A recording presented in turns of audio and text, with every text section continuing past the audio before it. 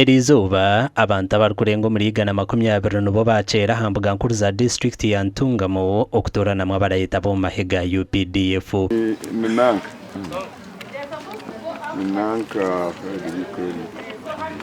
abantu 98 bo batoranwa kuzo mu UPDF ku rwo muri district ya Ntungamo abantu bashangwa bintu burwire nkahaniya hepatitis B akakoko ka sirimu hamwe n'izindi ndwara ekigendererwa no kurenga egi process eri transparent teri mu corruption erije kurunje munonga teri mu kuryengusi so ababona butwatire omu shortlist nibari kuba ni reportinga ha district sector recruiting abatoranwa 16 babarya bishiki ekinda uturugeze nituza nitore namba yabishike kirya hasi kongesha hezi titucyo barukurutinga abo titugira ngo abishiki mwishenye nchaka ni moto barukurutinga kuba hariho shortlist yaba ba applying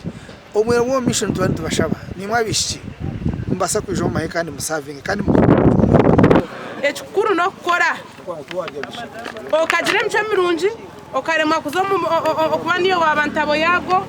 tiwo kwiba tiwo kurese njayi okarango ryo mwana w'emicweki mirungi okamanya cyo kwendo katina rahanga bamwe mu baremwa kweta bo mahe bayire ko butashemererwa gwaguriye mu rundu rwanje gwakana kugezaho kugira ngo nanye nzamahe joining amahe konka chances zangiri abwe myaka yanje menye n'imyaka 26 kandi babembe n'abana b'imyaka 18 kusari ya 22 kibasicire korabaho icyariteraniye nango mwana wanje azo mahe naniye nango murondere future with time abayine cyo kwasa kwigasara akwese nzo kushomesa mbita cyibasa kugira ngo nimuhera senzo kushomesa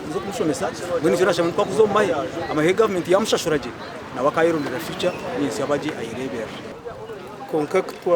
kuri ya shortlist bamushotelistinga konka ya kaha Ntungamo ka headquarters bajangwa n'umukundi muhango